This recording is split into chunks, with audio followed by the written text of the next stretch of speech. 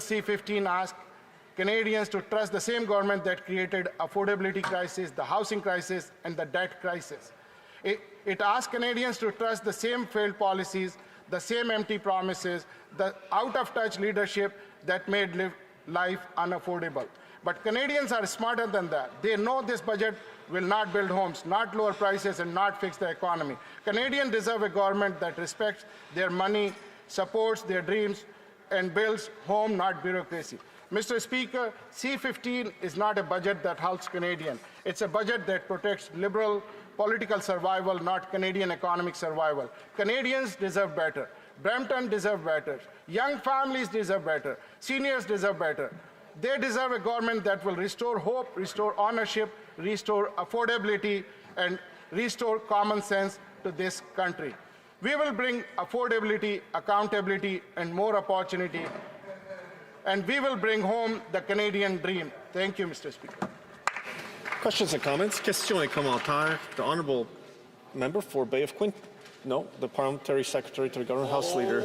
Yes, thank you, Mr. Speaker. You know, the member talks about housing, and you know what? We agree. Housing is an issue. That is the reason why we have a new Prime Minister just months ago that got elected, along with 60 members of Parliament on the Liberal side, and we've made a commitment to build housing. We're working with municipalities, the provinces. We've created the programs to see generational investment in housing that's going to double the number of housing being constructed. Contrast that to when the leader of the Conservative Party, when he was the Minister of Housing, he built 6 houses.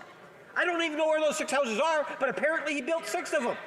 How can the member really believe that the Conservative policy, which is, I would suggest to you, is nothing but a dud, would do anything in terms of helping on the affordability of housing when we have a Prime Minister and a government committed to increasing the housing supply? The Honourable Member for Brampton West.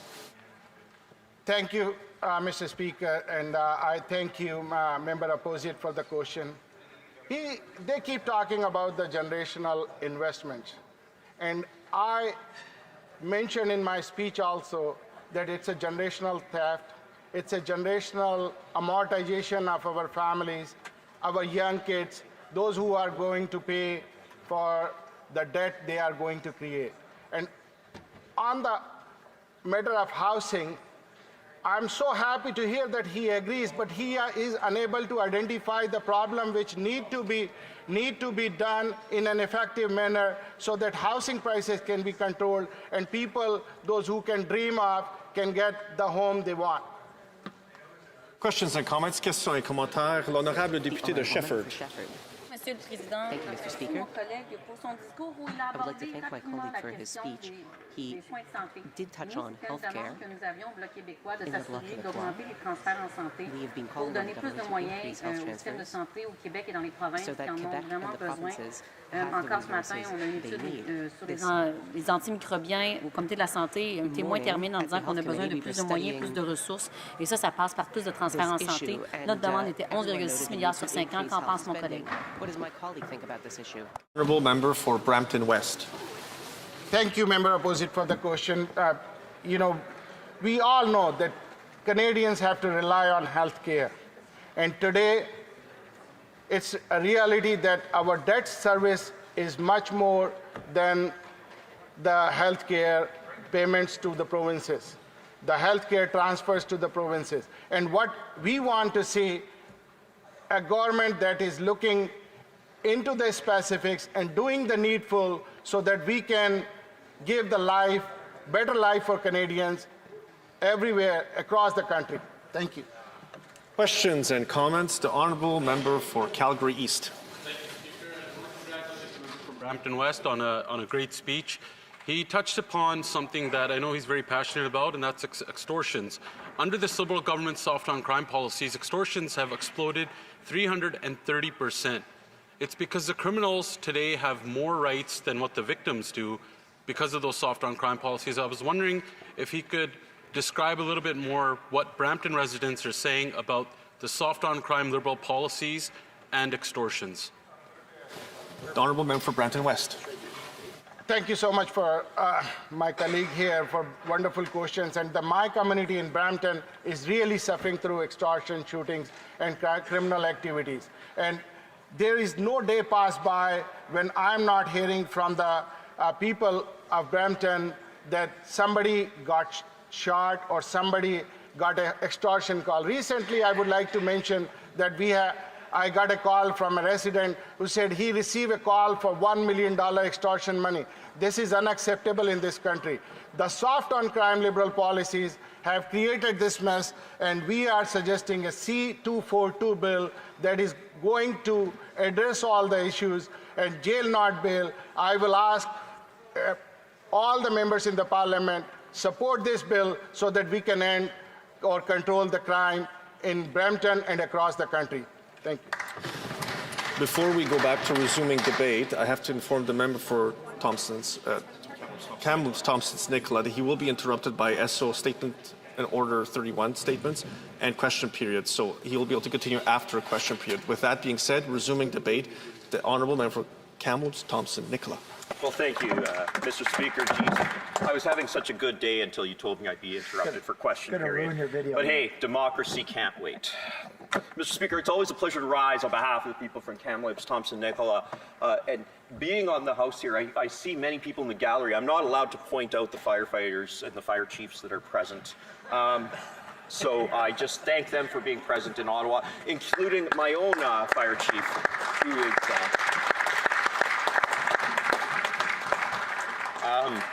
including my own fire chief.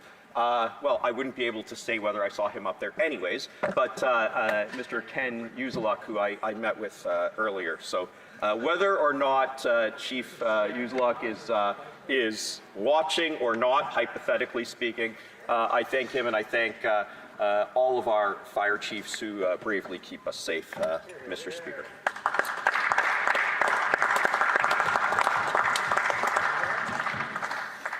Mr. Speaker, welcome to the chair. We are talking about the Budget Implementation Act here, Bill C-15. This is the way I look at this. If somebody was to say, well, how does the Budget Implementation Act work as opposed to the budget? The budget is a forecast, but you have to actually implement that. Now, interestingly enough, I was in SECU Committee, which is colloquially called Public Safety, the Public Safety Committee. And when we were there, we were talking about CBSA officers, because this government promised 1,000 new CBSA officers. When? April. Elbows up. We're going to get them. So I've asked many times, Mr. Speaker, where are those officers? You haven't hired any of them, right? Have you? Not you, Mr. Speaker, to the government, have you? And the answer is always no. But today we heard, well, 57 officers were hired.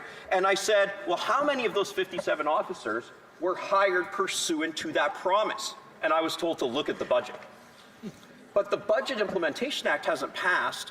So if the money is earmarked for those officers and the government hasn't brought the spending authority forward, I'm not sure if any of them have been. It's obviously something to look at, but generally when we have the president of the CBSA, when we have the commissioner of corrections, we do expect them that when they come to committee that they know their numbers. So I was disappointed at that.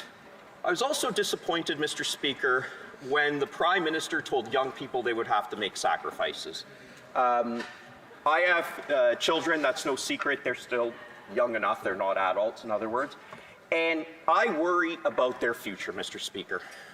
I still remember when I bought my first house and thinking how far stretched I would be for that first house. My wife and I had both just graduated law school.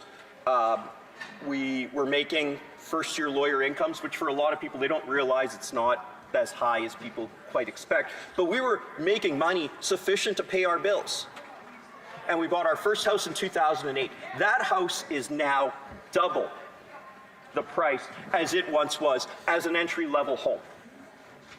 So when the Prime Minister talks about young people making sacrifices, it's very easy for somebody who is fortunate, either fortunate enough to be an MP or fortunate enough to be very wealthy or even marginally wealthy, to say, you know what, you got to sacrifice. It reminds me of when the former Prime Minister, Justin Trudeau, said, veterans are asking for more than we can give. Yeah, that's right.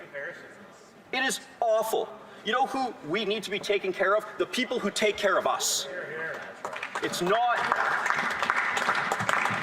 not lost on me, Mr. Speaker, that we have first responders here. And yet we send our money everywhere but on the ground.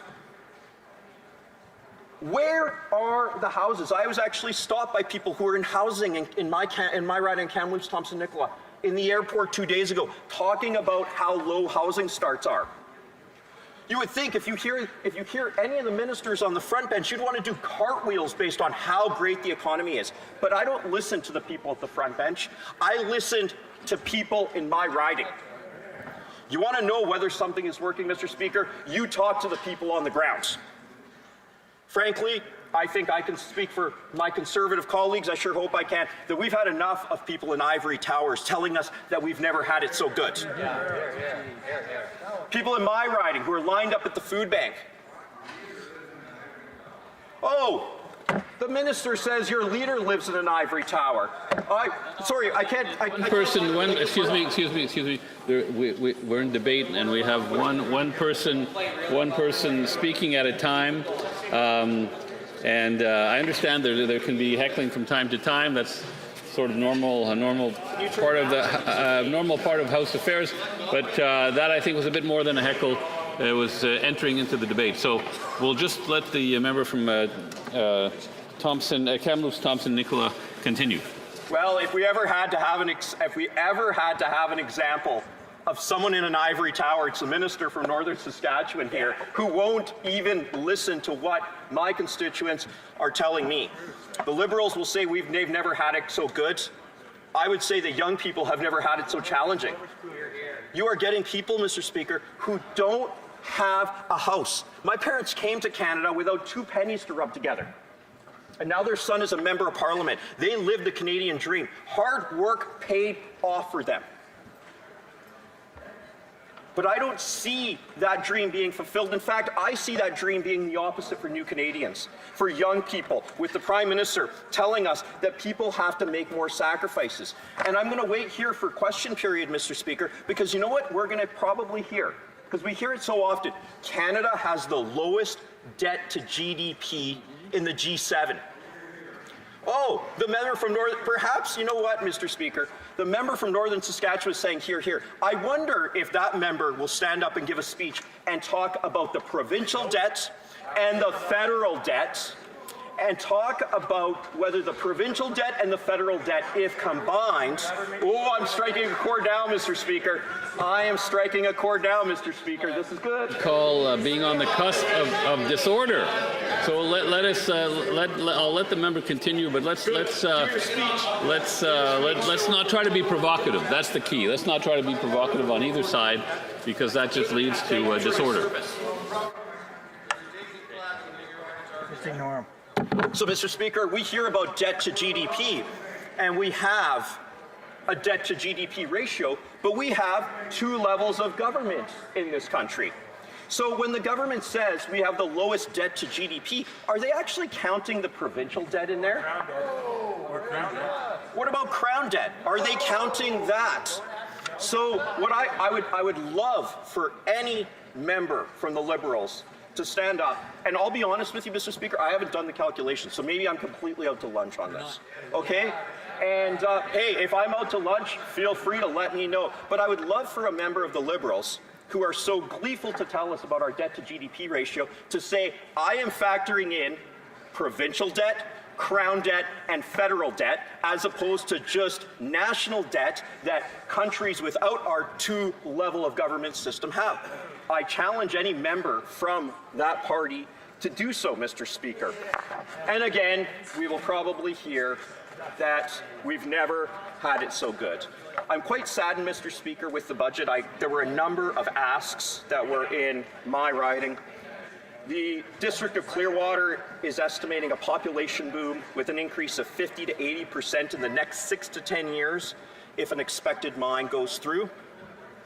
I see I'm getting cut off here, Mr. Speaker.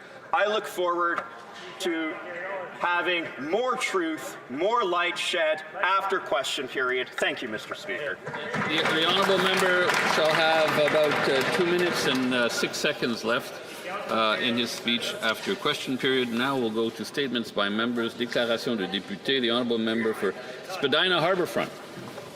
Mr. Speaker, today is Giving Tuesday, a global day of generosity and community, an opportunity to reflect on local needs, support important causes, and give through donations or volunteering.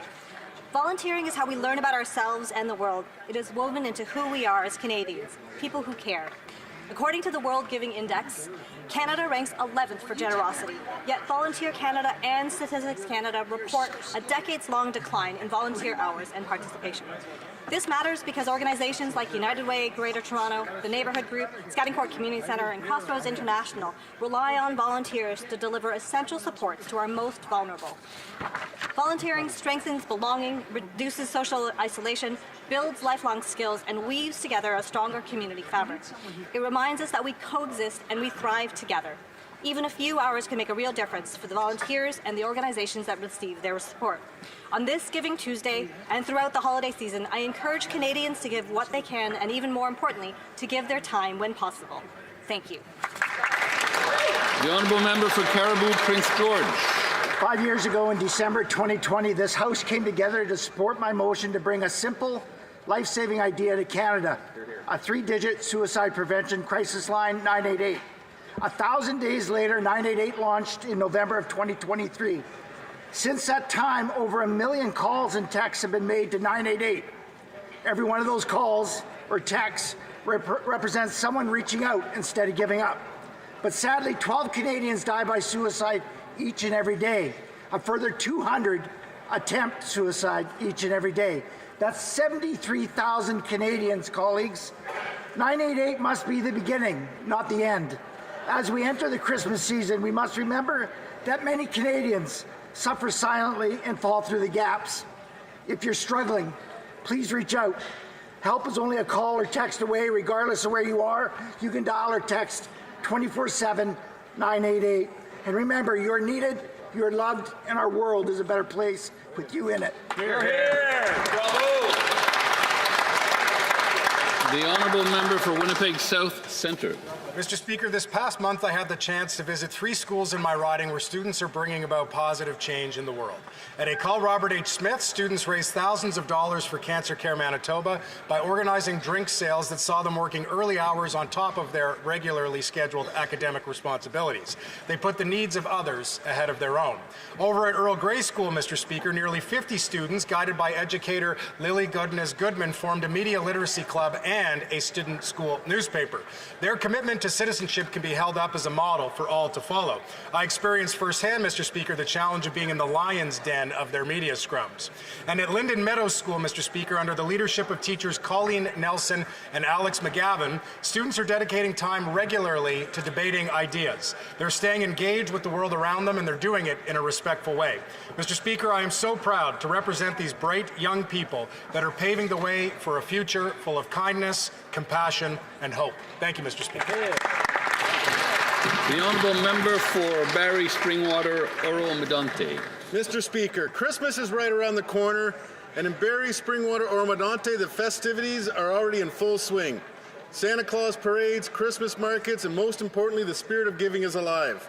Year-round in my community, charities do outstanding work to help the residents of our community, especially during the holiday season.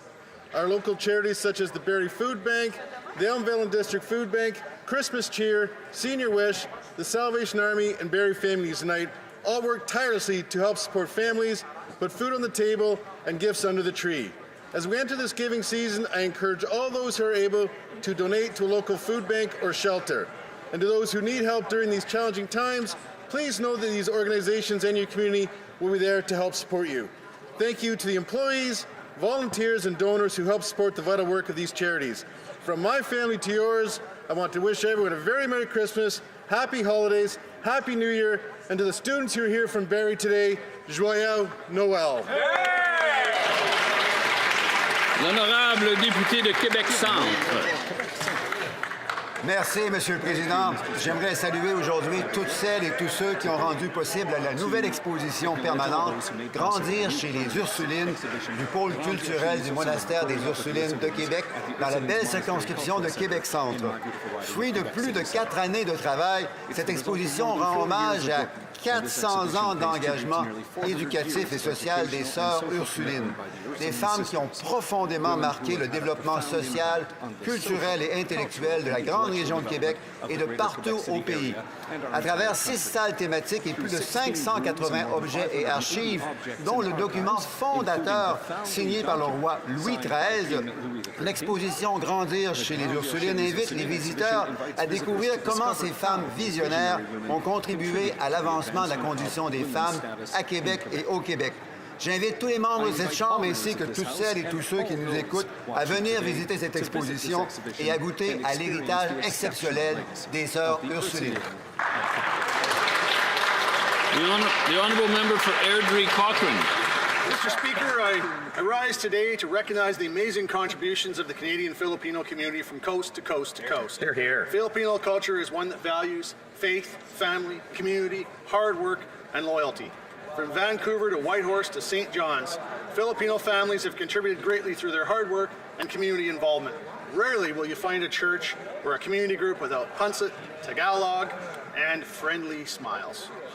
I myself am honored to be married to a Canadian Filipino, and I've had the privilege of meeting with Filipino leaders all across our great country. And today I want to recognize in particular one of those community leaders, Carlos Cabaneros, who is here on Parliament Hill today. And Carlos is the creative genius behind Filipinos in the Six, awesome. The largest online North American Filipino page promoting Filipino culture and values. So join me in recognizing the amazing contributions of Filipinos all over Canada, and let us celebrate our shared values of family, freedom, community, and hard work. Maraming salamat po. Tara na! Yeah. The honourable member for Kanata. Mr. Speaker, through the Canada Summer Jobs Program, young people in my community are gaining valuable work experience, developing new skills, and earning an income while contributing to our community. Last summer, our government committed more than $1.3 million to youth in my community. This funding helped create over 320 amazing student jobs. These opportunities are helping young people grow through hands-on work with organizations like the David Smith Treatment Center, the YMCA, STEM Camp, the Diefenbunker, and the Canada Food Cupboard. These opportunities not only build confidence and skills, but also strengthen the community organizations that serve residents every day. Applications for the 2026 season are now open until December 11th. I encourage organizations and small businesses to take part and give a young person a chance to learn and to contribute. Thank you, Mr. Speaker. The honourable member for Sudbury East, Manitoulin-Nickel-Belt. Mr. Speaker, after 10 years of fiscal mismanagement by the Liberals, the affordability of daily life is out of reach for many Ontarians. According to Feed Ontario's 2025 Hunger Report, more than 1 million Ontarians needed a food bank this year, marking a record-breaking 8.7 million visits to food banks in 2025. 1,300 people regularly visit the local food bank in Chelmsford per month. This need is being largely driven by poor decisions by this Liberal government that drives up inflation and the cost of daily necessities for all Canadians. Today is Giving Tuesday, and I will be making a personal donation of food and other items to the Fill the Crib initiative in Greater Sudbury. As a record number of Canadians struggle, I encourage others across the country to do the same if they are able. L'honorable député de Joliette-Manawan. Monsieur le Président, Jean-Claude Germain nous a quittés plus tôt cette année, laissant derrière lui un vacarme de mots, d'histoires et de rires qui résonnent encore dans nos oreilles. Il y a 2 semaines, on lui a rendu un hommage chaleureux et coloré au centre du théâtre d'aujourd'hui. Dramaturge, scénariste, écrivain, journaliste, parolier, historien, et j'en passe parce qu'avec Germain, les étiquettes se bousculaient comme des comédiens en coulisses. Plus grand que nature, il avait le don de faire rentrer tout le Québec dans une phrase bien tournée. Du petit journal à la présidence d'honneur du Salon du Livre de Montréal, il a brassé le théâtre québécois jusqu'à ce qu'il parle en joual puis qu'il marche sur ses 2 pieds. Je l'ai connu à l'autre journal. Travailler à ses côtés, c'était comme suivre un cours où le professeur riait plus fort que tout le monde dans la classe. Toute son œuvre est un miroir qui nous renvoie nos rides et nos sourires et on se dit, ben oui, c'est nous autres, puis on peut en être fiers en maudit. Salut Jean-Claude, puis merci.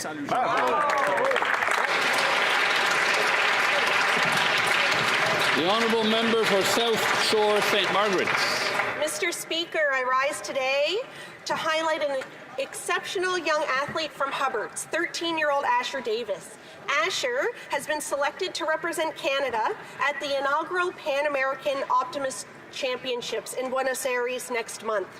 Out of 15 youth across the country, he is the only sailor chosen from Atlantic Canada, an incredible achievement and a proud moment for our community.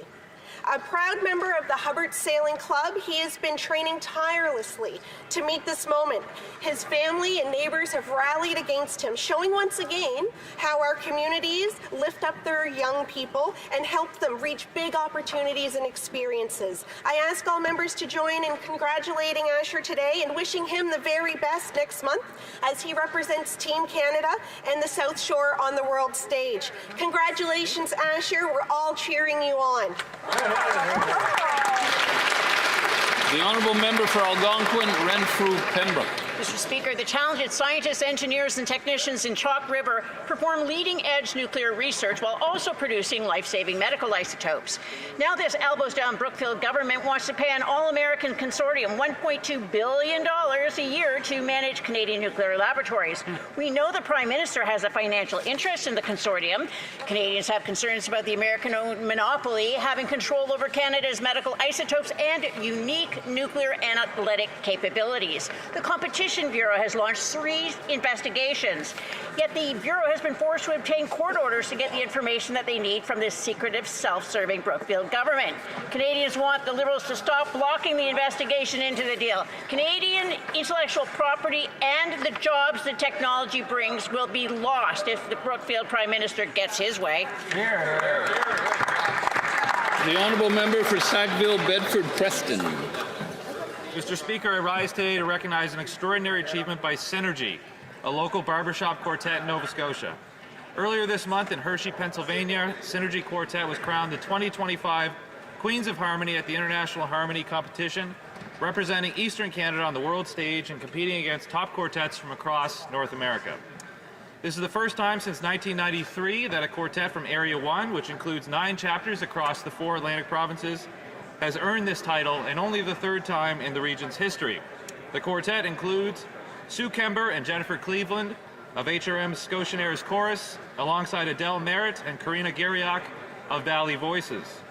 Their victory reflects the musical excellence that exists in our province and the strength of our women-led arts communities.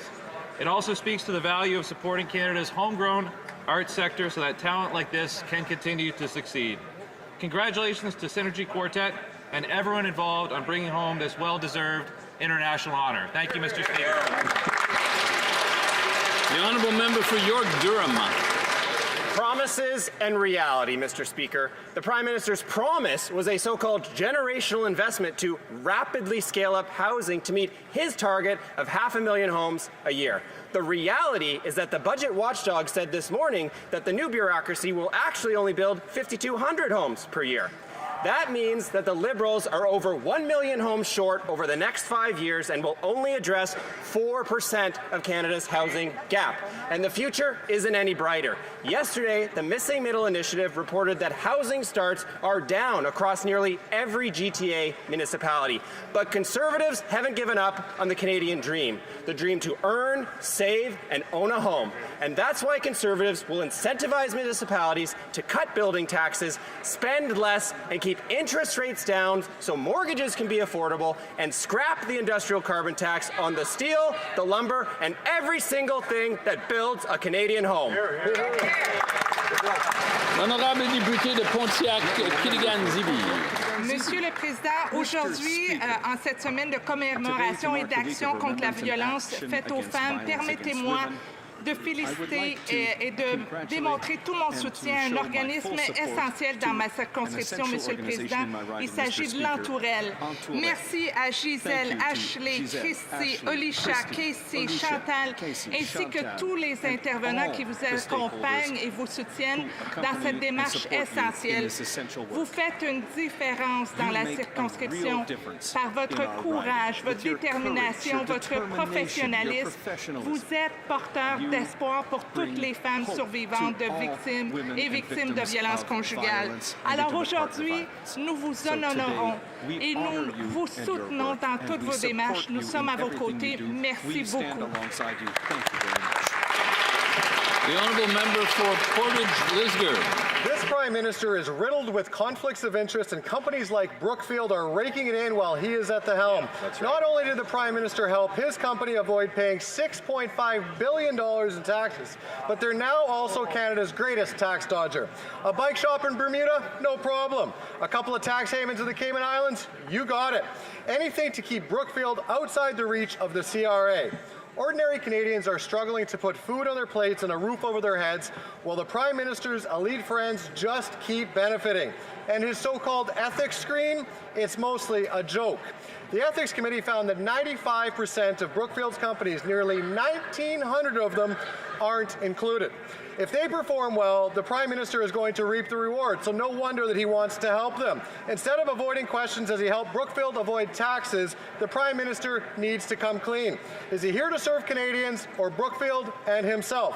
Conservatives will not stop asking questions. We'll expose this sleaziness and fight to make sure that it stops. Hear, hear. The honourable member for Fredericton-Oromocto. Mr. Speaker, I'd like to congratulate Constantine Pasaris, a constituent of Fredericton-Oromocto who was recently awarded the 2025 Canada Volunteer Awards Atlantic Prize for his outstanding contributions to building a welcoming and inclusive New Brunswick. For more than 50 years, Constantine has dedicated thousands of volunteer hours, connecting people from diverse backgrounds and championing collaboration. En tant que fondateur du Conseil multiculturel de Nouveau-Brunswick, son expertise a guidé la politique d'immigration dans toute la région de l'Atlantique. Constantine has been an inspirational leader, a role model for New Brunswick's multicultural community, and his unwavering commitment to diversity and inclusion continues to enrich our province. So please join me in congratulating Dr. Constantine Pasaris and thanking him for championing multiculturalism in New Brunswick. Merci. Oral questions, questions orales, the honourable leader of the opposition.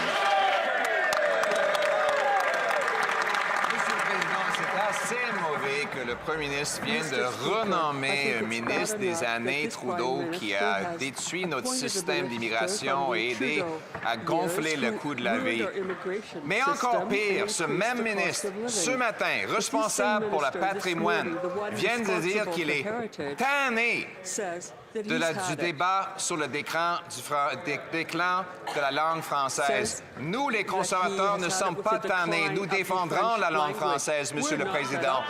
De tous les députés libéraux qu'il aurait pu nommer, pourquoi a-t-il nommé quelqu'un qui est tanné de défendre la langue française et la culture québécoise? Le très honorable Premier ministre. Monsieur le Président, le gouvernement est sous contrôle sur le taux d'immigration. Les demandeuses d'asile. Les demandeuses, je peux continuer. Les demandeuses fortement baissé, un tiers. Des étudiants ont fortement baissé. Et on va défendre la langue française avec les plus grands investissements dans le secteur culturel de l'histoire du Canada. Monsieur le Président, la question, c'était sur la déclaration de son nouveau ministre qui s'est dit tanné du débat sur le déclin de la langue française. La réponse du Premier ministre montre qu'on devrait tous être inquiets sur la question du déclin de la langue française, Monsieur le Président. Pourquoi, parmi tous les députés libéraux, il a choisi de nommer quelqu'un qui est tanné de défendre la langue française et la culture québécoise? Le très honorable Premier ministre. Monsieur le Président, je suis pour mon nouveau ministre. Je suis contre le chef de l'opposition qui est contre le plan d'action sur la langue française, 4 milliards de dollars. Il est contre les investissements dans le secteur culturel québécois. Il est contre l'augmentation de l'immigration des francophones au Canada. Nous défendons la langue française, nous défendons le grand Canada. The Honourable Leader of the Opposition. Mr. Speaker, we learned today that 8 months after the Prime Minister was elected, promising to build nation-building projects at speeds not seen in generations, he hasn't even begun consulting with First Nations people about his promised pipeline to the Pacific. And now the Assembly of First Nations has condemned his plan because he hasn't done any consulting with them. Today he will address the Assembly. Will he for once say one thing to no matter who the group he's speaking to, be clear that he wants the pipeline to get built and that he'll get the consultations done to make it happen? The Right Honourable Prime Minister. Mr. Speaker, the great thing about Hansard is you can consult it and find out what the member opposite said last week. In effect, would we ram through a pipeline? No, never. No, never. We will consult free, prior informed consent with First Nations. We will work with the province of British Columbia. We have conditions in the MOU with Alberta. We know how to work with the provinces. We know how to consult. We know how to respect. Does the member opposite? The Honourable Leader of the Opposition. Yes, Mr. Speaker, transcripts are great things, and he just renamed Justin Trudeau's immigration minister to cabinet, the guy who destroyed our immigration system and helped double the housing costs in this country. And that minister has now had something to say about this Prime Minister's failure to consult on pipelines. He said the consultation should have started yesterday, and it can't be done on a desktop, making reference to his fellow ministers' promise that they would do consultations by Zoom. So why is it that he didn't start 8 months ago consulting First Nations? Is it because he doesn't care what they have to say, or because he just doesn't want the pipeline to get built? The Right Honourable Prime Minister. Mr. Speaker, I recognize this situation is very, very complicated for the member opposite. That's right. First off, you have to have a pipeline project. You have to have a private proponent. In order for that to happen, we had to create the conditions precedent. We have now done that because we talked to the provinces. We worked with the provinces. Mr. Speaker, in the Building Canada Act, which was passed before the member opposite returned to this House, we set out the consultation process for nation-building projects. Hear, hear. The Honourable Leader of the Opposition. So he's broken his promise to get big projects built, and now we learn that he has broken his promise to get houses built. He promised during the election he would double home building to 500,000 units per year. Today, the Parliamentary Budget Officer revealed that his brand new bureaucracy will only build 5,000 homes per year. 99% less than he promised, Mr. Speaker, after Conservatives built well over 200,000 homes at half the cost today. Why won't he listen to us and stop building bureaucracy so that we can start building homes? The Right Honourable Prime Minister. Mr. Speaker, the great thing about being a lifelong member of Parliament is you've never built anything and you don't know numbers. True. And you don't.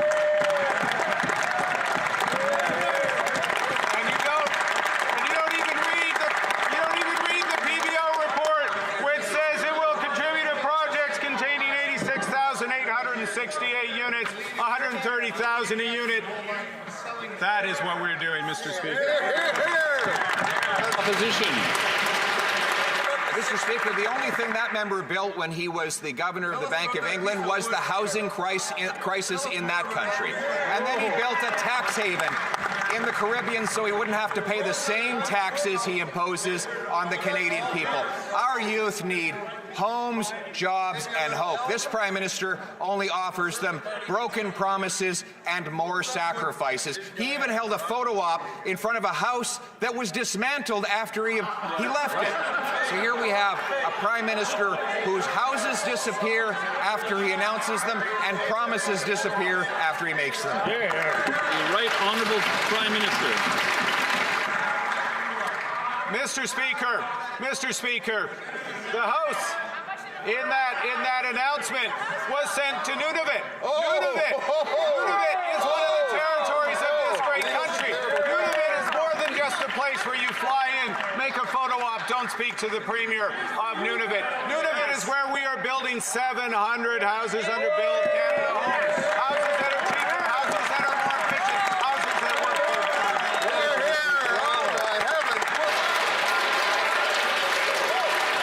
L'honorable député de Belleuil-Chambly. Monsieur le Président, jeudi dernier, le Premier ministre faisait l'annonce d'une entente signée avec l'Alberta qui étonne à de nombreux égards, notamment le fait que, la veille, j'ai demandé au gouvernement si le gouvernement s'engageait de façon irrévocable à ne pas faire traverser le territoire de la Colombie-Britannique sans l'accord express du gouvernement de la Colombie-Britannique et des Premières Nations. Le leader s'est levé, il m'a dit « Oui, on ne fera pas ça sans leur accord ». Et le lendemain, l'annonce était annoncée. Est-ce que j'ai raison de penser que c'était déjà réglé et qu'on nous a menti? Il faut faire attention avec le langage qu'on utilise. C'est pas en dehors des règles, là, mais ça peut provoquer une réaction, puis une réaction, ça provoque une autre réaction, puis les deux réactions ensemble, ça provoque le désordre. Le très honorable Premier ministre. Merci, Monsieur le Président. Oui, nous respectons les droits des provinces. Nous respectons les droits de la Colombie-Britannique. C'est absolument clair dans le protocole d'accord que nous et la province d'Alberta vont travailler ensemble avec la Colombie-Britannique. Il faut avoir un accord pour un oléoduc. Député de Belleuil-Chambly. Quand on veut avoir l'accord d'une partie dans une entente, on l'invite à participer d'emblée à l'entente parce que le contrat que le premier ministre a signé s'applique de toute façon et même sans la Colombie-Britannique. Donc, est-ce que le premier ministre reconnaît qu'il n'a pas respecté ce qui a été dit en Chambre, qui n'est pas un grand respect de la vérité en signant cette entente qui était complétée au moment même où on nous répondait ici? Le très honorable Premier ministre. Monsieur le Président, ce n'est pas un contrat, c'est un protocole d'accord. Premier point. Ils sont des conditions pas suffisantes, mais des conditions nécessaires. Ce n'est pas le fin d'un processus, c'est le début d'un processus. Un processus avec l'Alberta, un processus avec la Colombie-Britannique et surtout un processus avec les peuples autochtones. Honorable député de Belleuil-Chambly. C'est un papier qu'il a signé et qui lui crée des obligations. C'est un contrat, il appellera ça comme il voudra dans la langue de son choix. Compte tenu des enjeux du moratoire sur la circulation des pétroliers, compte tenu des enjeux sur les plafonds des émissions de gaz à effet de serre, compte tenu de l'absence d'accord de la Colombie-Britannique, compte tenu de l'absence d'accord des Premières Nations qui ont voté contre son entente ce matin, est-ce que le premier ministre ne considère pas qu'il devrait rouvrir l'entente et s'assurer que les parties prenantes soient signataires de façon librement consentie? Le très honorable Premier ministre. Monsieur le Président, c'est un protocole d'accord avec des engagements, des grands investissements de province de l'Alberta sur le stockage de gaz à effet de serre, premièrement. Le resserrement de la tarif industriel du carbone, 6 fois plus grand que maintenant dans une manière effective, et le resserrement des règles sur le méthane. Merci, Agile. The honourable Leader of the Opposition. Mr. Speaker, you can't build homes if you run out of the House. That's right. And that's what the Prime Minister is doing right now.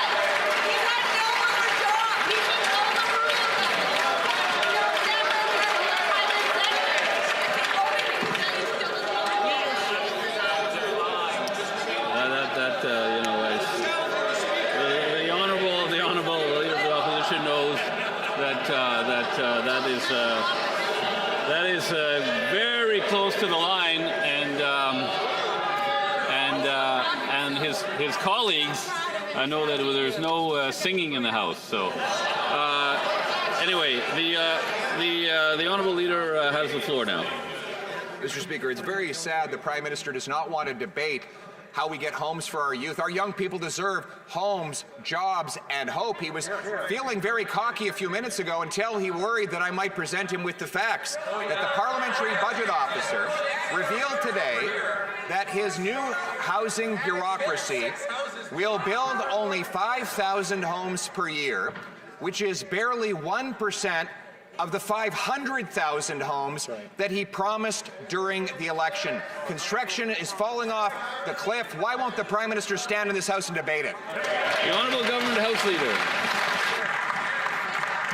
Mr. Speaker, for the record, the Prime Minister is doing his job, and now he's off to speak with the Assembly of First Nations, doing the job of the Prime Minister of Canada, not standing in this House doing quippy quips for Twitter.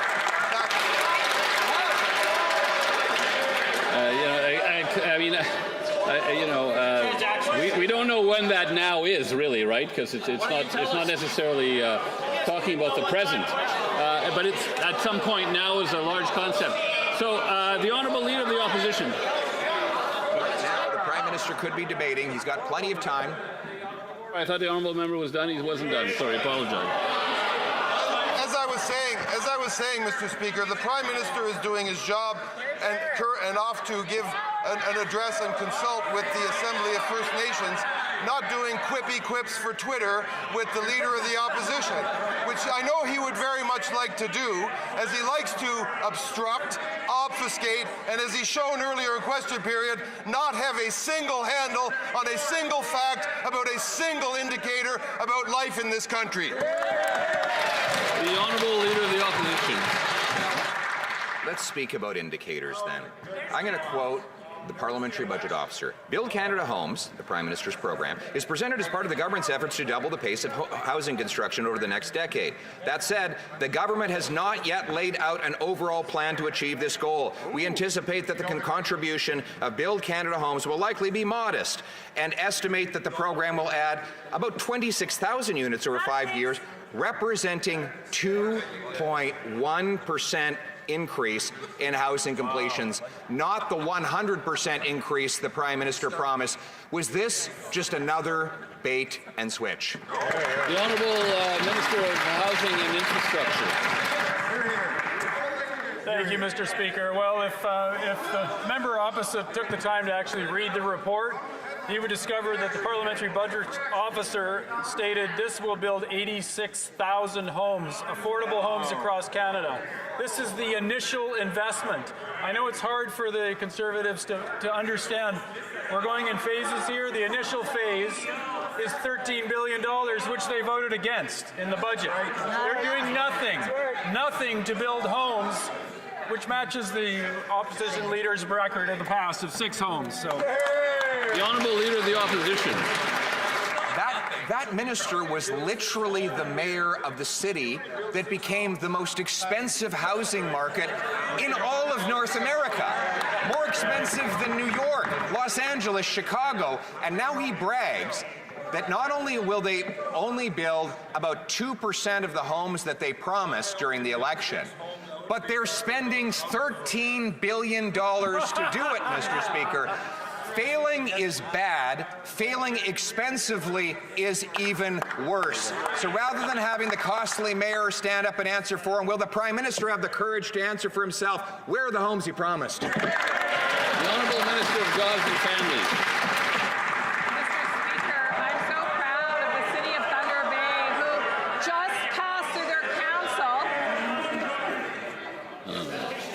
The Minister may begin from the top. Mr. Speaker, all across the country, municipalities are stepping up to make new housing available for some of the most vulnerable people in our community.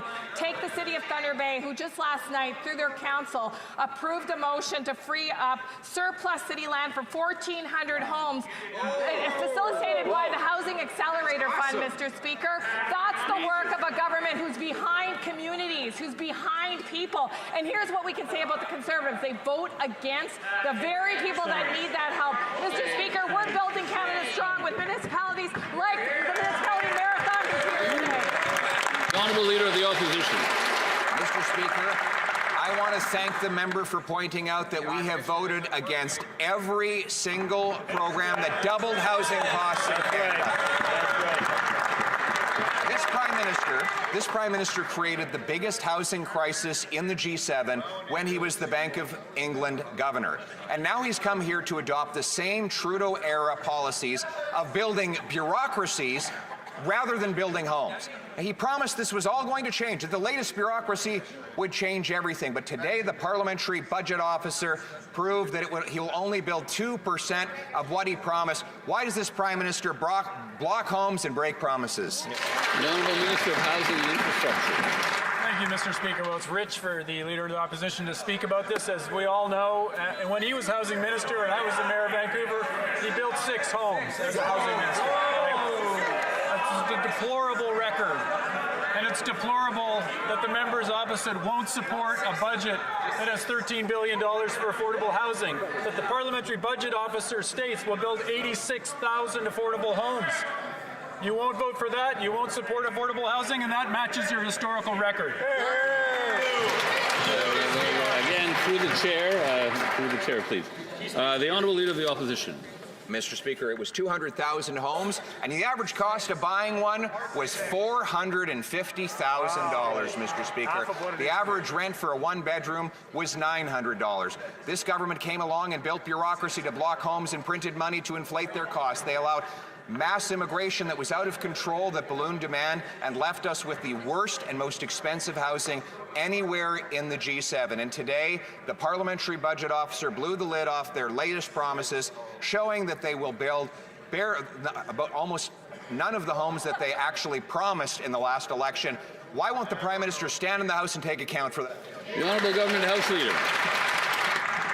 Mr. Speaker, the lid's been blown off, but the lid's been blown off the tired lines of the Leader of the Opposition, which he's been using for 2 years.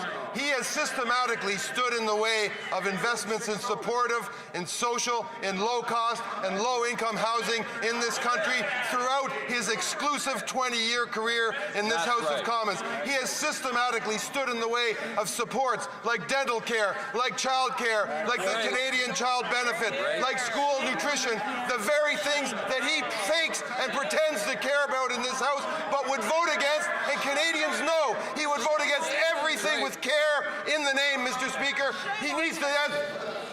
The Honourable Leader of the Opposition.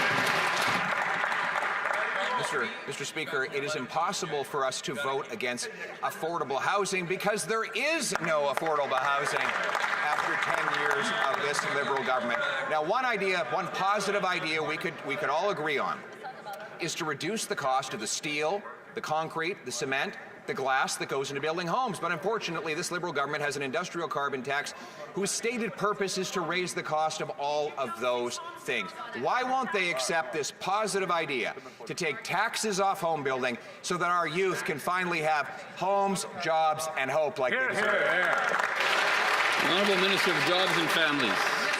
yesterday it was distressing to see member of parliament after member of parliament from the Conservative side vote against and argue against relieving consumers of the price of carbon, which we have, as you know, in this bill in front of the House, promised to do, which they voted against. Mr. Speaker, they will vote against a tax cut for 22 million Canadians. Mr. Speaker, something again that Conservatives like to talk about, lower taxes, but in actuality, fight against. So who are they really fighting for, Mr. Speaker? Because it sure isn't the Canadians or the Conservatives I'm talking to in Thunder Bay's period. Leader of the Opposition. Mr. Speaker, the industrial carbon tax is not just a tax on homes, it's a tax on food. When you tax the steel that goes into farm equipment and the fertilizer that is necessary to grow food, when you tax the food processor, you tax the food. No wonder that since this Prime Minister took office, food prices have increased roughly 40% faster in Canada than they have in the United States. Canadians deserve affordable, nutritious, delicious food on their plate. Will the Prime Minister stand up now and agree to get rid of the industrial carbon tax so that Canadians can afford to eat? Yeah. The Honourable Government House Leader.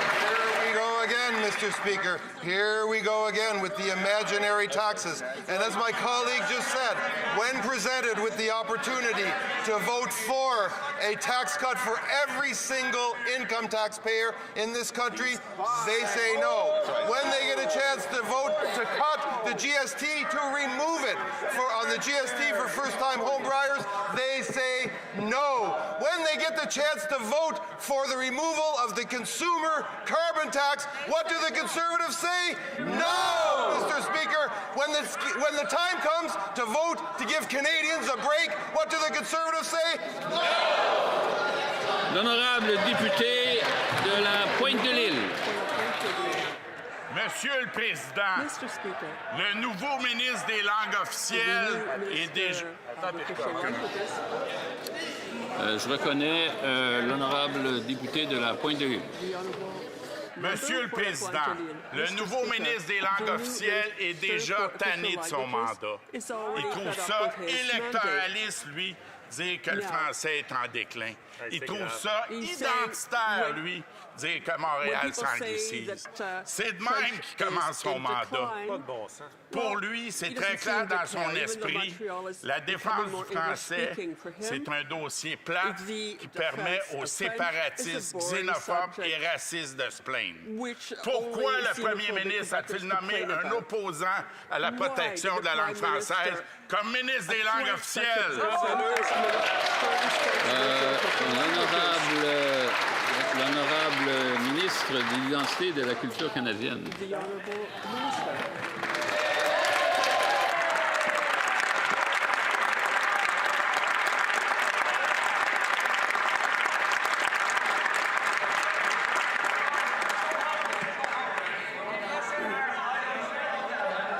Monsieur le Président, j'ai fait mon primaire en français, mon secondaire en français, mon cégep en français, un bac en français, une maîtrise en français. J'ai élevé mes enfants dans 3 langues, dont le français. J'adore le français et je défendrai notre belle langue jusqu'à la fin de mes jours.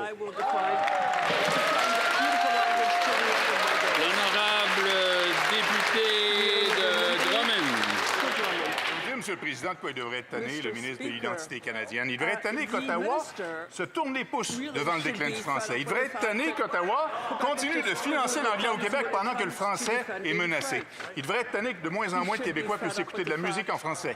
De moins en moins de Québécois puissent lire en français. Et de moins en moins de Québécois puissent voir des spectacles en français parce que notre langue, elle est menacée partout.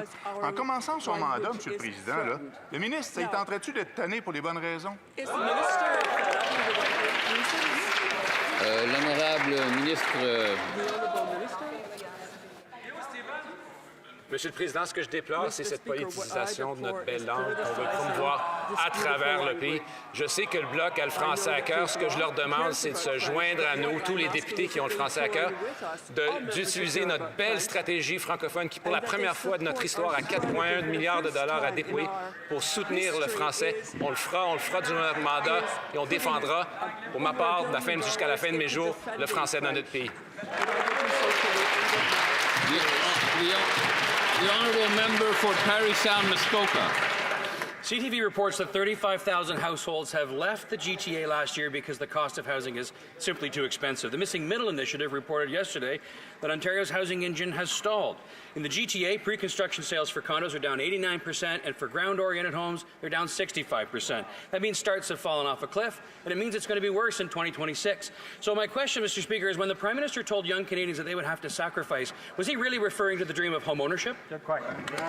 Minister of Housing and Infrastructure. Mr. Speaker, we obviously face challenges in Ontario and the GTA in particular around housing starts, and that's exactly why we've got Build Canada Homes launched. That's exactly why we're investing in affordable housing at an unprecedented scale.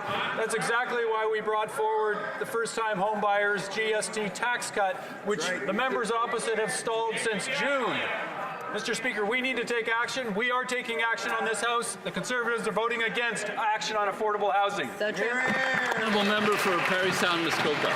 Mr. Speaker, the Prime Minister's fourth housing bureaucracy, Build Canada Homes, replaces Justin Trudeau's life-changing national housing strategy with less money and even bigger promises. We need 480,000 homes per year in the next 10 years to restore affordability, but the Parliamentary Budget Officer reports Build Canada Homes will only build about 26,000 over the next 5. So why won't the Prime Minister listen to home builders, housing experts, the Leader of the Opposition, and axe the tax on all homes under $1.3 million?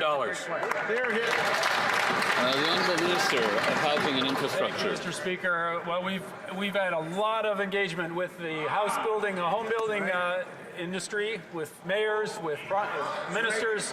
We've done an enormous amount of effort.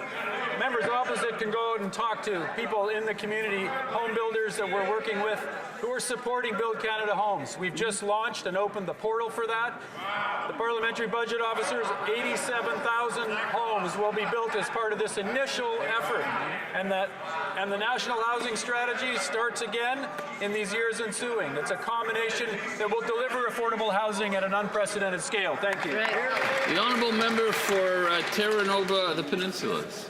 This Liberal government promised billions in housing spending, but today the Parliamentary Budget Office exposed that this program is exactly like the last 4, an absolute failure. This is just another example of these Liberals promising the same old things and never delivering. Their new housing program is only supposed to get 26,000 homes built in 5 years, only a fraction of the 2.5 million promised. How will this Prime Minister tell this horrible news to young people? Will he simply ask them to make more sacrifices? The Honourable Minister of Fisheries and Oceans.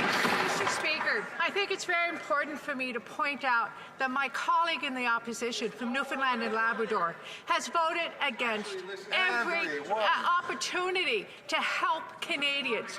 Housing, food, school program, $10 a day childcare, dental care, on and on and on. This is nothing but a circle of tired notes.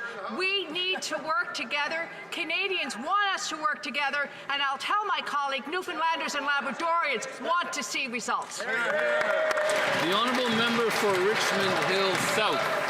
Be able to work hard, save your money, and buy a reasonably priced home in a reasonable timeline. That was the Canadian promise. But today, the Parliamentary Budget Watchdog confirmed this Liberal Prime Minister has broken that promise. The report says the Liberals' brand new housing bureaucracy is nothing more than a shiny billion-dollar photo op machine, building only 26,000 homes in 5 years.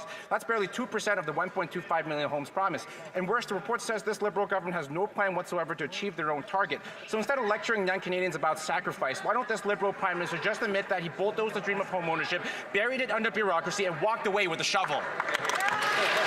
The Honourable Secretary of State for Labour. I'm speaking very fast, so I couldn't keep up with the question, but I do want to say one thing. Canadians elected us to do big things, Mr. Speaker, and we are going to build a stronger economy, a stronger country. We're making the largest infrastructure investment in Canadian history. That party voted against it. We are going to be building roads and bridges, community centres, hospitals, and transit, Mr. Speaker, using Canadian steel and Canadian lumber.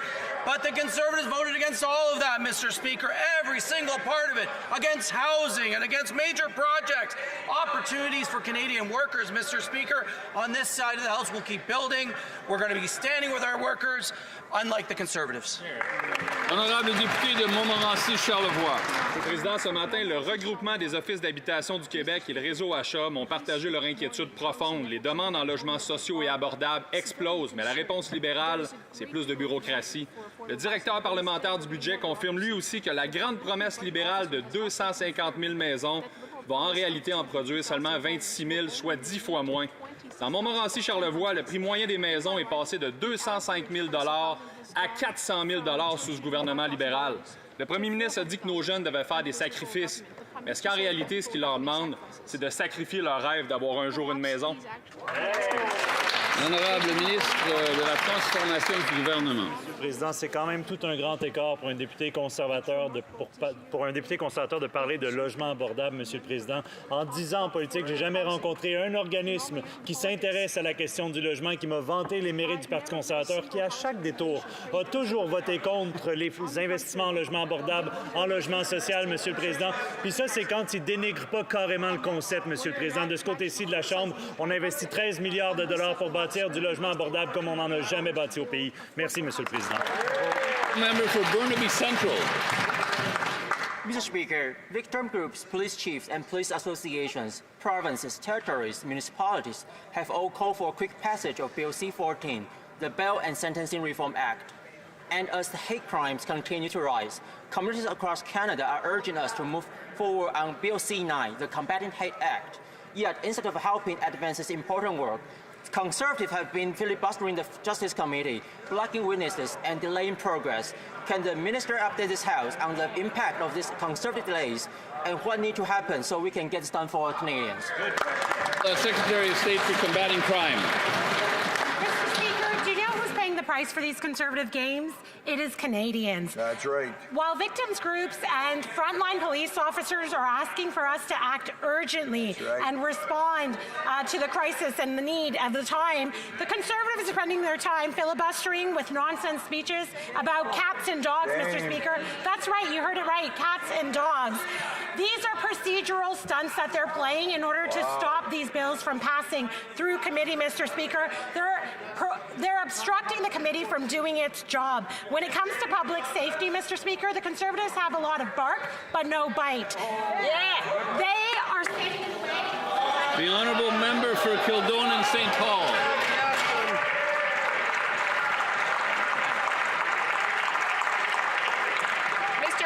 Yesterday, Algoma Steel laid off 1,000 workers, and those workers remember when the Liberal Prime Minister stood on their shop floor in Sault Ste. Marie just days before the last election and promised to protect their jobs. But today, those same workers face U.S. tariffs, no deal, and now no job. And to add insult to injury, this Liberal government just gave Algoma Steel $400 million with no jobs guarantees, apparently, because now there's 1,000 Canadian workers out of a job before Christmas. So when will the steel workers get the promised protection for their jobs from this Liberal government? The Honourable Minister of Industry. Of course, our thoughts are with the workers at Algoma Steel. I've been in contact with the company. I've been also in contact with the union. And obviously, we know that the entire business sector of the entire business model of the steel sector in Canada is based on U.S. automakers. And obviously, with unjustified and unjustifiable tariffs of 50% by the U.S. administration against our steel sectors, this can't happen. So we've been working with the company, offering $400 million to get through these difficult times as they're pivoting with new products and new markets, Mr. Speaker. The honourable member for Kildonan St. Paul. Mr. Speaker, the Liberals promised to protect Canadian jobs, and yet the reality is thousands of Canadian families are now going without their primary source of income because the Liberals haven't delivered on their promises. Softwood lumber mills are closing, auto companies are cancelling projects in Canada and moving them to the United States, and in Sault Ste. Marie, now 1,000 people have just lost their jobs at the steel mill. So workers don't need more Liberal platitudes or corporate handouts or broken promises. They need their jobs back. They need results. So when are Canadians going to get the trade deal we were promised? The Honourable Minister of Industry. Mr. Speaker, newsflash, we're in a trade war. And so therefore, because of what is happening right now, we're fighting for the jobs at Algoma Steel and across the steel sector in the country. And that is why we've been there for the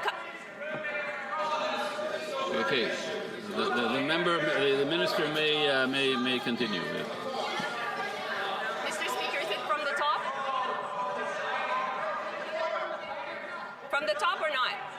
Okay, so Mr. Speaker, my point is that we'll continue to fight for these jobs, and the company was clear today. If it wasn't for the $400 million and the $100 million by Ontario, the very existence of Algoma Steel would have been in jeopardy, Mr. Speaker.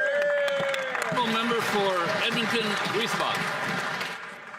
Mr. Speaker, my condolences to the 1,000 workers laid off from Algoma Steel in my hometown of Sault Ste. Marie.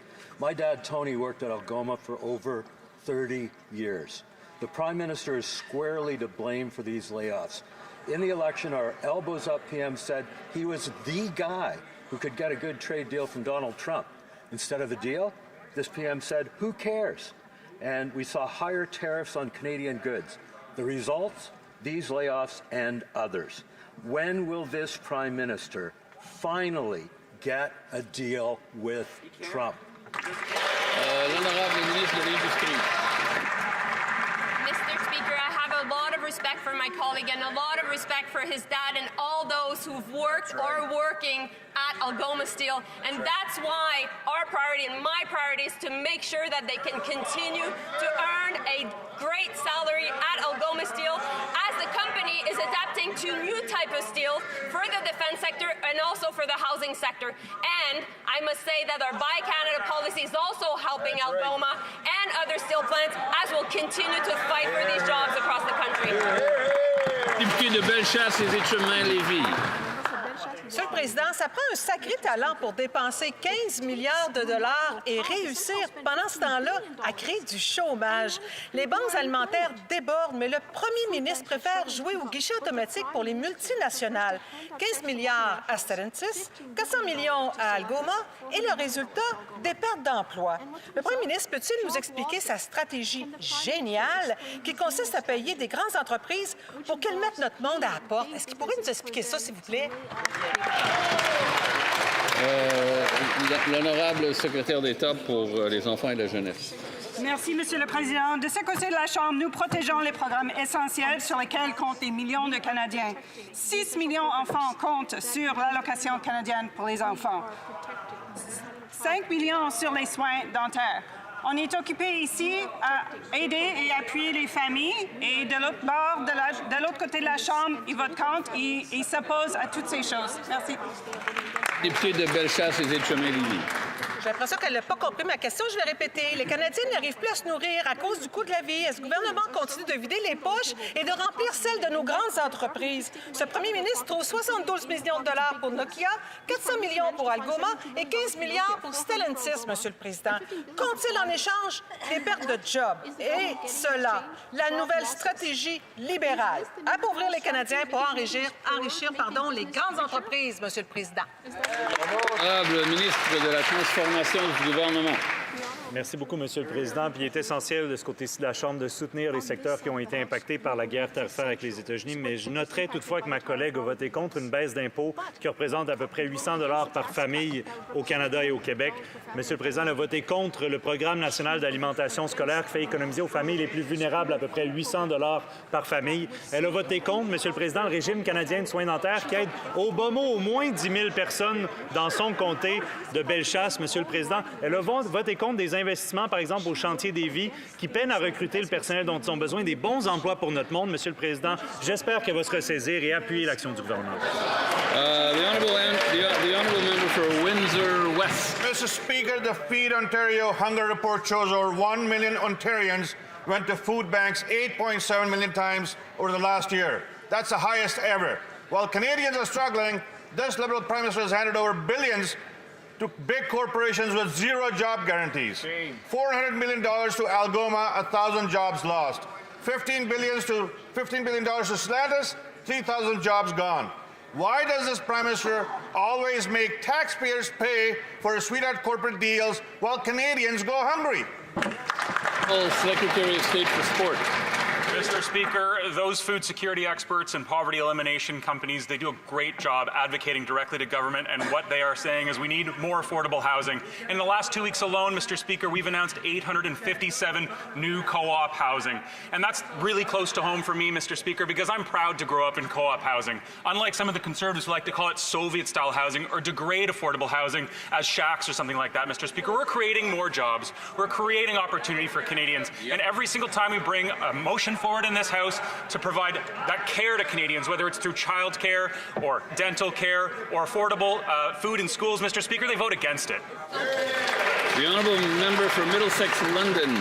Speaker, food banks are seeing record demand while this Prime Minister keeps shuffling taxpayer dollars at multinationals with zero job guarantees.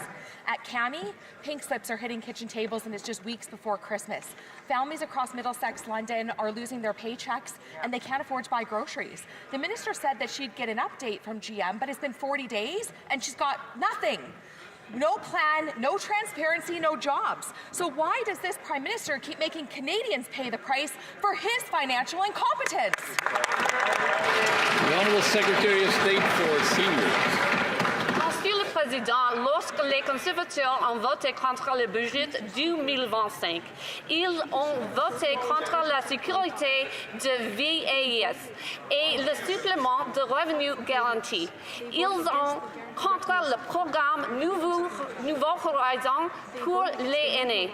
Ils ont voté contre un crédit d'impôt pour les préposés aux services de soutien à la personne et ils ont voté contre les soins dentaires pour les 6 millions de Canadiens âgés.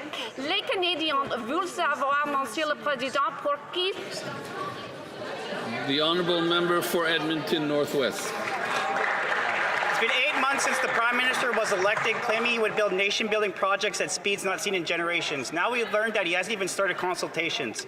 He could have started these within weeks of the last election, given the existential crisis that he claimed. The Prime Minister's incoming Heritage Minister said consultation should have begun yesterday, taking a shot at the Prime Minister, and that you can't do consultations on a desktop, taking another shot at the Natural Resources Minister, who said it could be done by Zoom. Has the Prime Minister avoided consultation with First Nations because he doesn't care about them, or because he doesn't want a pipeline built? The Honourable Minister for Crown Indigenous Relations. Thank you, Mr. Speaker. Our relationship with our partners, First Nations, Métis, Indigenous rights holders, is of utmost importance.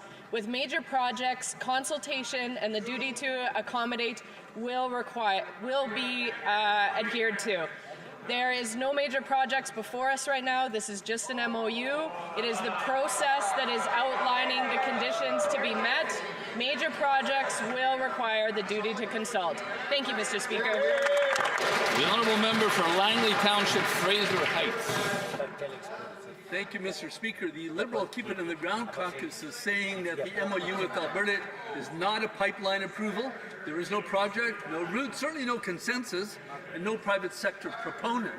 Now, they're conveniently hiding behind the tanker ban, which is preventing us from getting our resources to market, all the while American tankers are happily sailing right by from Alaska down to the lower 48. So, simple question, will the Prime Minister lift the tanker ban so that we can build a pipeline, or is this just a pipe dream? The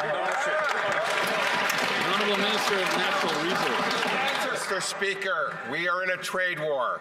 It's time to recognize that. Our agreement with Alberta is about a Team Canada plan to strengthen our hand and put Canada in a position to win that trade war. We're going to do it by growing exports beyond a single customer and driving down emissions with strong industrial carbon pricing and a commitment to major decarbonization projects in partnership with jurisdictions and in partnership with First Nations. Honourable member for Fleetwood Port Kells.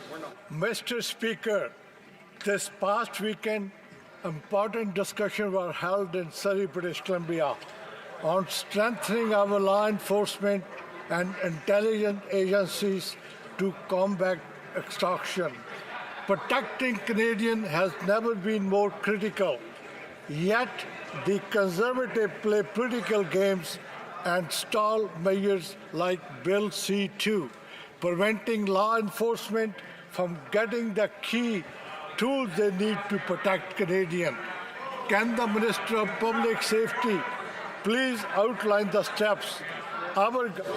The Honourable Minister for Public Safety.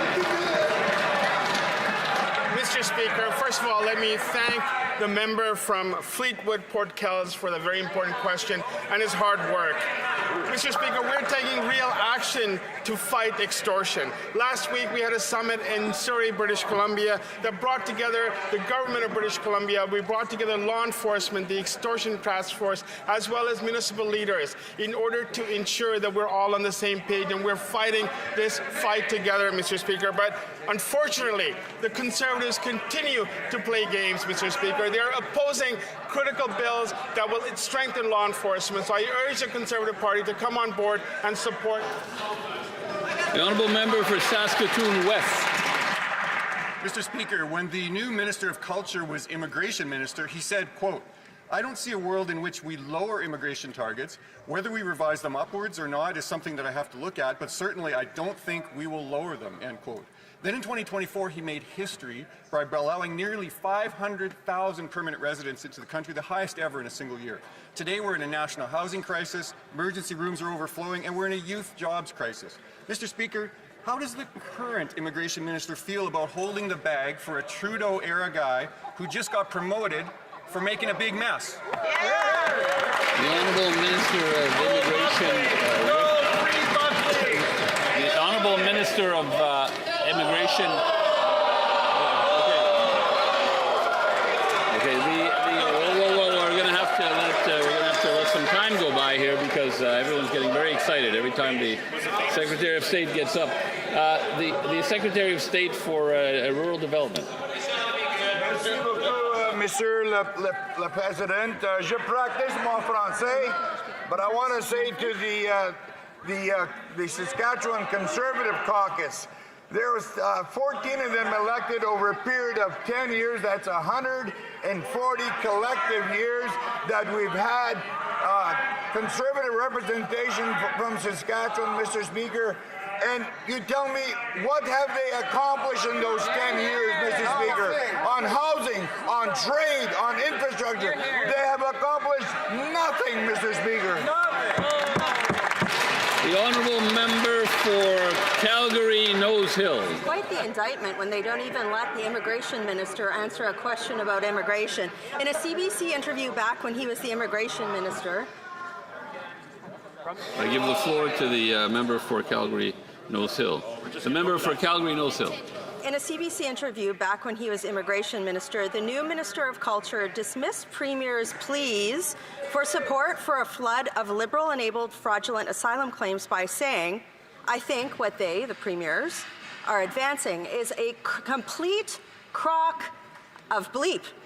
In reality, he oversaw billions of dollars going to house bogus asylum claimants while emergency room overflowed. So my question is this: if that failed immigration minister can get a promotion, does this mean that the current prime minister will promote the current one too? The Honourable Minister for Immigration, Refugees and Citizenship. Speaker, thank you very much. Let me thank this colleague and this member for placing her confidence in me and in this government. Let me tell you one thing. Canadians elected this government with a big mandate. We have brought in a generational budget that includes a sustainable immigration plan, one that will deal with permanent immigration as well as the temporary immigration and bring our global talent. Why does that member and her party keep obstructing every single time? Get on board!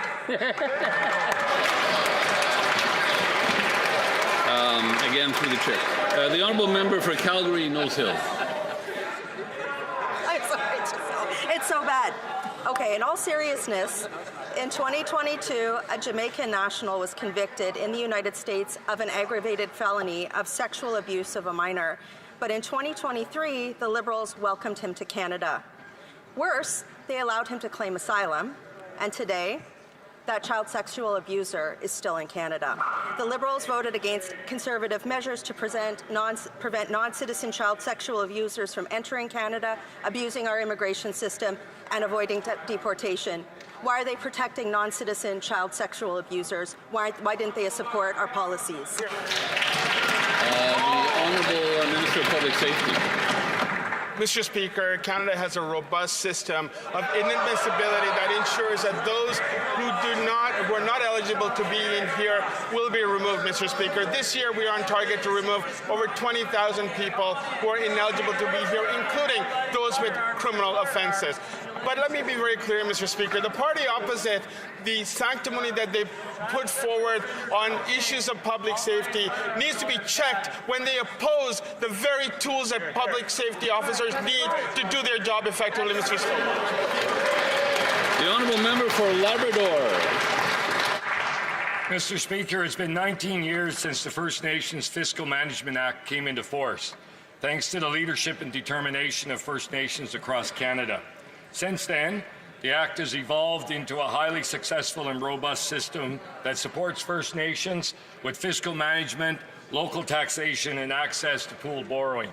Can the Minister update this House on the important work underway to advance Indigenous economic prosperity? Thank you, Mr. Speaker. The Honourable Minister for Crown Indigenous Relations. Budget 2025 proposes important updates to the First Nations Fiscal Management Act that will enable the First Nations Finance Authority to lend to special purpose vehicles. For Indigenous communities, this makes it easier for multiple nations to work together, borrow as a group, and lower administrative costs. They also provide access to better borrowing rates and more opportunities to take equity in major projects and infrastructure. With improved access to financing, communities can create good jobs, grow local businesses, and build lasting prosperity for future generations. Thank you, Mr. Speaker. Honorable député de Portneuf, Jacques Cartier. Merci, Monsieur le Président. C'est assez incroyable d'avoir trouvé ce député pour devenir le nouveau ministre des langues officielles. Ce député a répété encore ce matin qu'il est tanné de défendre le déclin du français. J'ai des petites nouvelles pour lui. Nous, au Parti conservateur du Canada, on va se battre pour les francophones de partout au Canada. Même le premier ministre du Québec dit que c'est honteux d'avoir nommé cette personne-là comme ministre des langues officielles. Est-ce que le nouveau lieutenant du Québec est aussi tanné de débattre du déclin du français, comme le dit son collègue au patrimoine? L'honorable ministre de l'Identité et de la Culture canadienne. Effectivement, Monsieur le Président, le français est en déclin partout au Canada. Mais ce que je déplore, c'est l'hypocrisie des conservateurs qui votent contre notre plan sur le français, qui compte 4,1 milliards de dollars à déployer à travers le Canada pour rendre le français plus fort dans notre pays. Comme ministre de l'Immigration, j'ai doublé l'immigration francophone en dehors du Québec. C'est un bel accomplissement pendant que les conservateurs votaient contre, puis ont voté contre notre plan de 4,1 milliards de dollars. Ce qui est honteux, c'est leur hypocrisie, Monsieur le Président. The Honourable Member for Nunavut. Living downstream from the oil sands, the Mikisew First Nations have higher rates of cancer. Yet this government is developing regulations to allow affected water to be released into the Athabasca River. UNDRIP and their Environmental Racism Act must be implemented to protect the health of First Nations. How can the Liberals proceed with regulations knowing that Mikisew First Nations have not given consent because they are dying from cancer? The Honourable Minister of the Environment and Climate Change. Thank you, Mr. Speaker. Pollution from the oil sands tailings ponds is a serious issue, and we acknowledge and take seriously the concerns raised by nearby Indigenous communities in the region. We are currently supporting a study of health impacts on nearby communities, and there is a Crown Indigenous working group that is working on water release standards. We're committed to protecting Canada's environment and the health of communities, and of course the Indigenous communities nearby. The Honourable Member for Kootenay, Alberni. Mr. Speaker, our healthcare system is already stretched, yet the federal government piles on needless work. The College of Family Physicians warns that the disability tax credit form is worsening the strain and costing patients access to care. Instead of fixing it, Budget 2025 allocates $10 million to help people navigate the same broken system. Provinces already determine disability eligibility. Why won't the minister automatically accept provincial approval for the disability tax credit to reduce barriers and let family doctors focus on patient care? The Honourable Minister of Jobs and Families. Speaker, it's a historic. For the first time in this country, we have a disability tax benefit, and I want to thank all parliamentarians that supported this. Unfortunately, again, the Conservatives voted against the very people they say they wish to help. But, Mr. Speaker, Budget 2025 actually goes a step further, and it compensates people for the financial burden of filing, getting doctors' forms to file for their credit. And, Mr. Speaker, we will continue to work with people who are living with disabilities to make sure that they have every opportunity to thrive in Canadian society. And that concludes question period today. It is my pleasure to lay before the House, in both official languages, the fourth edition of House of Commons Procedure and Practice, la procédure et les usagers de la Chambre des communes. As many honourable members know, the first three editions were respectively published in 2000, 2009, and 2017. Each of these editions quickly became an essential reference not only for those who work on Parliament Hill, but also those off the Hill who have an interest in the House of Commons. I'm confident that this fourth edition will in turn soon establish itself as the most authoritative source of procedural guidance for our parliamentary proceedings. This new edition, edited by the Clerk of the House, Eric Jantz, and the Deputy Clerk Procedure, Geoffrey LeBlanc, reflects the most current practices and procedures, spanning more than 1,300 pages and containing over 5,500 footnotes. It reflects the depth and complexity of the House's procedural framework. Members will be interested to know that the fourth edition reflects our rules and practices as recent as the spring of 2025. Pour la commodité de tous, cette nouvelle édition est également mise à disposition sur le site web de la Chambre des communes dans un format électronique accessible. J'aimerais exprimer toute ma gratitude aux nombreux employés dévoués de l'administration de la Chambre qui ont participé à la rédaction, à la révision, à la conception et à la publication de cet ouvrage. Tout ce processus a été un remarquable travail d'équipe qui témoigne du professionnalisme et de l'expertise incomparable des employés de la Chambre. J'encourage les députés à ne pas consulter cet ouvrage qu'au besoin, mais à l'exploiter comme une ressource fondamentale qui leur permettra de bonifier leurs connaissances procédurales essentielles à leur fonction parlementaire. Il ne s'agit assurément pas d'une lecture légère, mais je suis convaincu que vous la trouverez très instructive et extrêmement utile. J'invite tous les députés à se joindre à moi au Salon du Président pour une réception visant à souligner cet événement très spécial. Okay. I'll get you one for Christmas. Yes. Appel au règlement. A point of order. Possible to get a signed copy. Oh, I'm sure it would be. I'm sure the clerks at the reception. You have to go to the reception for that. Je tiens à dire aux députés là, que les oreillettes, le volume des oreillettes a été réinitialisé. Orders of the day. Orders of the day, Government Orders, Government Bills, Commons. Resuming consideration at second reading of Bill C-15, Budget 2025 Implementation Act No. 1, and on the amendment of Mr. Jennis. Resuming debate, the Honourable Member for Kamloops Thompson Nicola has 2 minutes and 6 seconds remaining in debate. Thank you, Mr. Speaker. It's a pleasure to again rise on behalf of the people for Kamloops Thompson Nicola. Where I parted ways from my speech was when I was talking about things that people in my riding and communities in my riding had asked for. So, for instance, one of the things that I wrote to the finance minister about, and I don't believe was addressed, or any of these things were addressed, were the village of Clinton struggling with housing. Imagine that. This government tells us about how much they're building, and yet the village of Clinton continues to struggle with housing. Where is their support? Mr. Speaker, it is absolutely non-existent. What about consultations for the village of Ashcroft? Ashcroft has critical infrastructure challenges. The community serves a number of outlying areas in addition to the community itself, and the collective tax base can't cover critical infrastructure.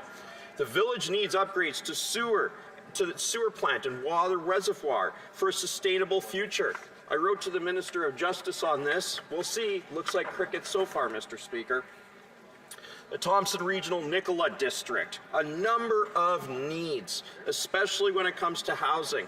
But there's also water and wastewater infrastructure for rural communities that's central to building houses, and the government is silent. Emergency preparedness, ongoing streamlined funding to support emergency operations, fire halls, things like that. Mr. Speaker, we don't see smaller communities being supported in this budget. The First Nations Emergency Services Society of British Columbia also put something forward. Haven't heard back on that one. And what about Merritt? Community I was in, I was overwhelmed to be in Merritt recently. And, well, it looks like I'm being told to wrap up. The government promised money to Merritt. They promised money for flooding and for the dikes. They got none. The province contributed. This government was there for the photo ops. They've done nothing. Zero. Questions and comments. Questions et commentaires. The Honourable Parliamentary Secretary, the Government House Leader. Yes, thank you, Mr. Speaker. You want to talk about talk and no action? Just take a look of the Conservative Party in terms of their filibuster and their refusal to be able to pass legislation. We have bail reform legislation as an example that there was an election platform promise, and the Conservatives continue to stall the passage of that bill.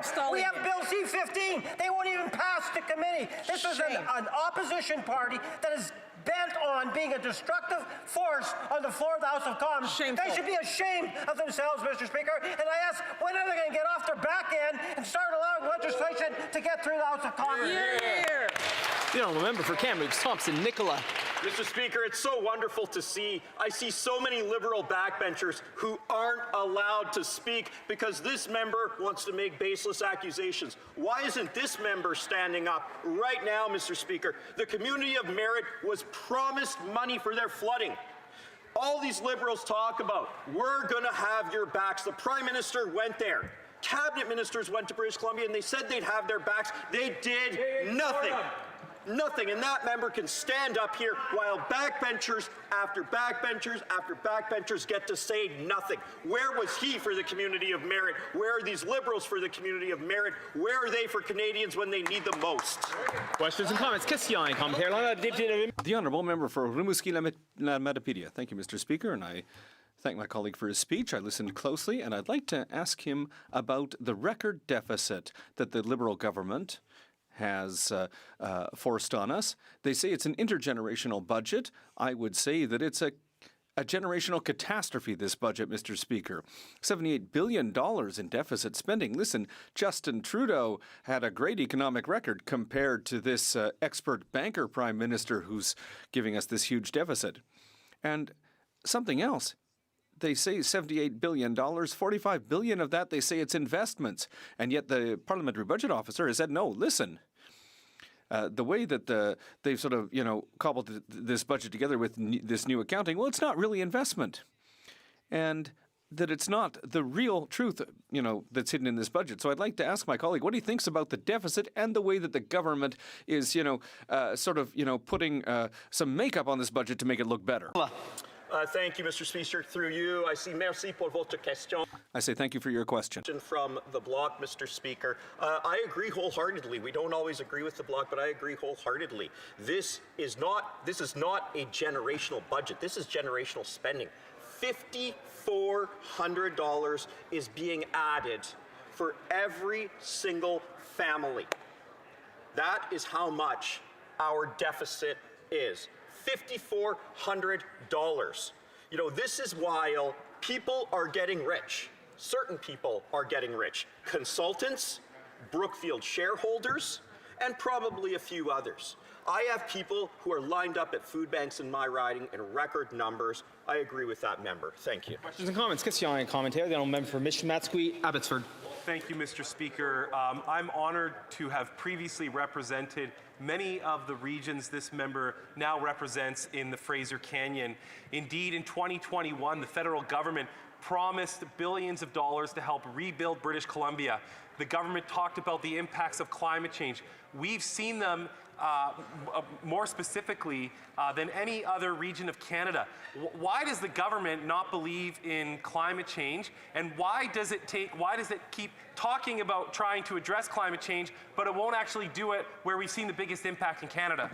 Member for Kamloops Thompson, Nicola. There's a really quick reason for this. This government is all talk, no rock. Comments, question and commentary. Then I'll member for Courtney Alberni, a brief question. Mr. Speaker, coastal communities are running out of time. Key federal programs to protect wild salmon and restore critical habitat expire in March, and they were not in the budget. The federal government has not confirmed their renewal, and communities can't wait for a spring economic statement. On the West Coast, wild salmon are vital for food security, culture, the ecosystem, and the economy. First Nations, hatcheries, and restoration groups are doing the work, but they can't plan without federal certainty. It's essential that we don't take our foot off the gas. Does my colleague agree how critical these programs are, and it's critical the federal government fund these programs and restore funding immediately? The honourable member for Kamloops Thompson, Nicola. Thank you, Mr. Speaker. I actually wrapped up my colleague from Mission, his answer very quickly, because I wanted to hear from my colleague, for whom I have a great deal of time. Mr. Speaker, I am by no means an expert on the fisheries, but I do have, I believe it's 29 First Nations in my riding. So I understand the importance of fishing, particularly when it comes to economies on the island and First Nations economies at that. From what I've seen, Mr. Speaker, I've seen a government that has been unserious on this file based on their rhetoric, but also based on who they're appointing. I could go on, but I hope to talk to my colleague more in the future. Thank you. Resuming debate, reprise de débat, the honourable member for Niagara West. Thank you very much, Mr. Speaker. And as always, I want to thank my constituents of Niagara West for putting their trust in me to be their voice here in Ottawa. It's an honor and a privilege to serve them. I've been their representative in this place since 2004, and I will continue to tirelessly fight for their interest every single day. Unfortunately, this Liberal government, through 10 consecutive budgets, are working against the interests of my constituents. In fact, I believe they are working against the interest of Canadians in general. The Liberal track record under Justin Trudeau was abysmal, and it's the same bunch running things again for this new Prime Minister. So it's no surprise then that things are actually getting worse. Let's not forget that the Prime Minister was Justin Trudeau's economic advisor since 2020. And many issues have gotten exponentially worse since he took office in April of this year. He promised he'd fix things. Well, he hasn't really done much fixing, but he sure is traveling a lot.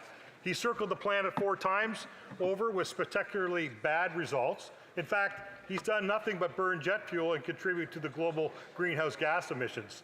The Prime Minister's promised that he'd have a deal done with the United States by, firstly, July 21st. Then he changed it to August the 1st. He traveled there a few times, so where's the deal?